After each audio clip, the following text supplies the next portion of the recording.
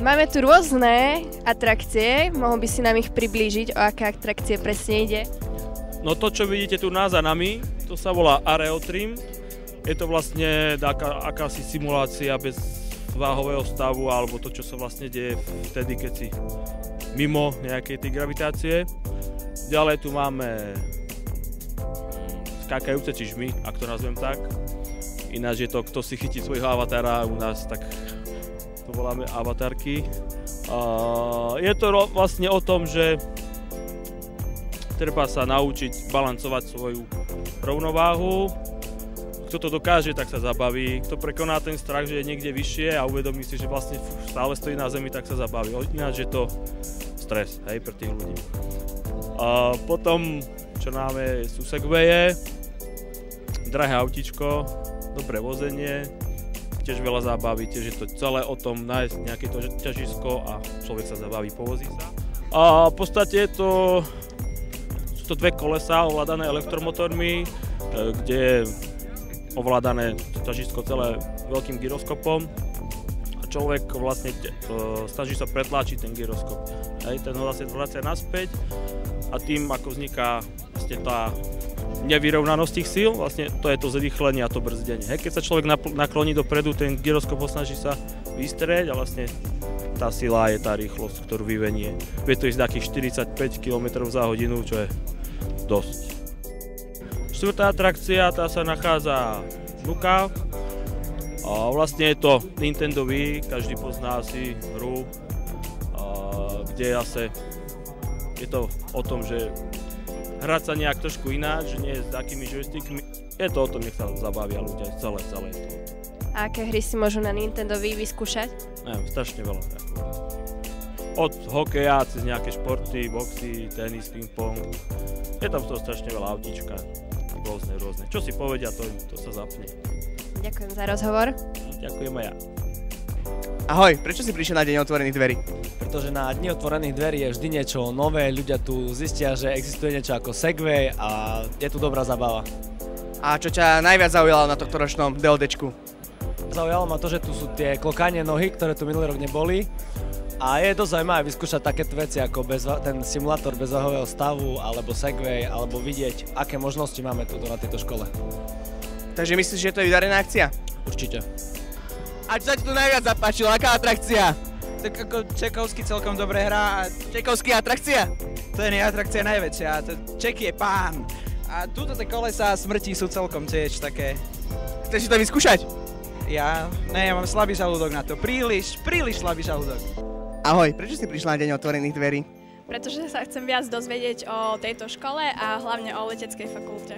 Máš záujem prištudovať? Chcela som, ale neviem, je tam veľa matematiky a ja matematiku neviem, ani ma nejako nezaujíma, tak... A čo si myslíš o Dni otvorených dverí? Čo všetko si z neho videla? Tak videla som toho viac než na našej škole, na strednej škole a veľa vecí ma tu zaujalo. Áno. Pred chvíľkou sme prišli popočúvať trochu muziky a pozrieť tie autíčka, čo sú tu vystavené, no a uvidíme ešte, koľko sa zdržíme. Všimol si aj atrakcie, ktoré sú tu iné? Všimol som si ten popcorn, čo tu majú a hot dogy, ale ďalšie atrakcie zatiaľ ešte nie. Je tu napríklad segway, neviem, či si všimol. Nie, ešte nie, ani neviem, čo to je. A je tu aj simulátor bezváhovej ťaže. No to mi musíš ukázať, kde to je, na to pôjdem určite. Tak potom si to ukážeme. A máš záujem to vyskúšať? No keby som sa mohol hneď prvý tam postaviť, tak idem. Ešte keby viacej ľudí prišlo, tak by to bolo ešte asi lepšie. Dobre, ďakujem ti za rozhovor. Dobre, tešil ma, majte sa. A z toho, čo si tu videla, čo ťa najviac zaujalo? Atrakcie? Atrakcie. A pozeral si aj niečo v súvislosti školov, alebo iba zábavu?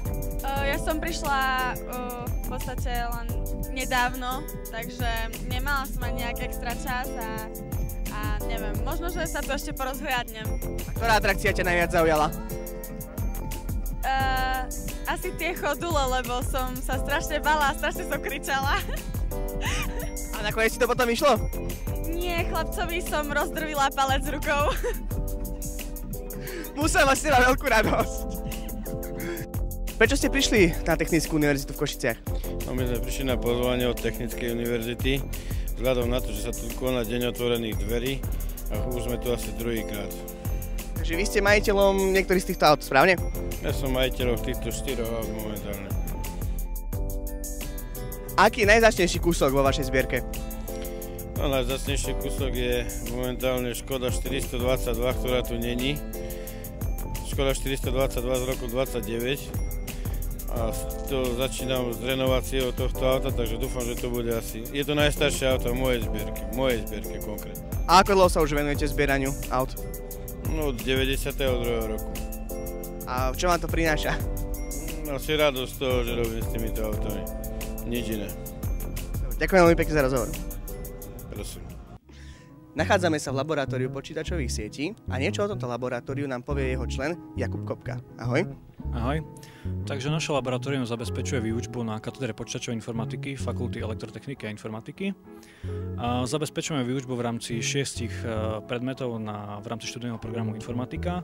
A okrem študijného programu informatika sa s našim laboratórium stretnú aj študenti v rámci programu aplikovaná informatika.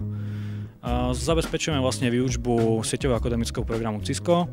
A v rámci vlastne našich sieťových kurzov študenti vedia získať certifikácie o tom, že absolvovali kurz sponzorovaný firmou Cisco a vedia si tým pádom nájsť lepšie uplatnenie na trhu práce. Okrem výučby zabezpečujeme aj výskumné projekty.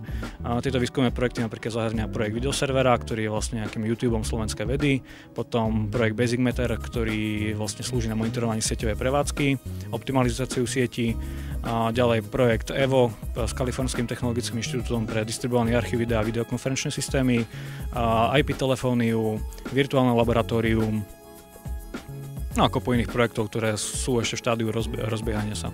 A čím je toto laboratórium výnimočné? Tak v našom laboratóriu sa nachádza vlastne najmodernejšia technika, ktorá pochádza od firmy Cisco. Cisco dodáva techniku do nášho laboratória s tým, že budeme školiť sieťových expertov.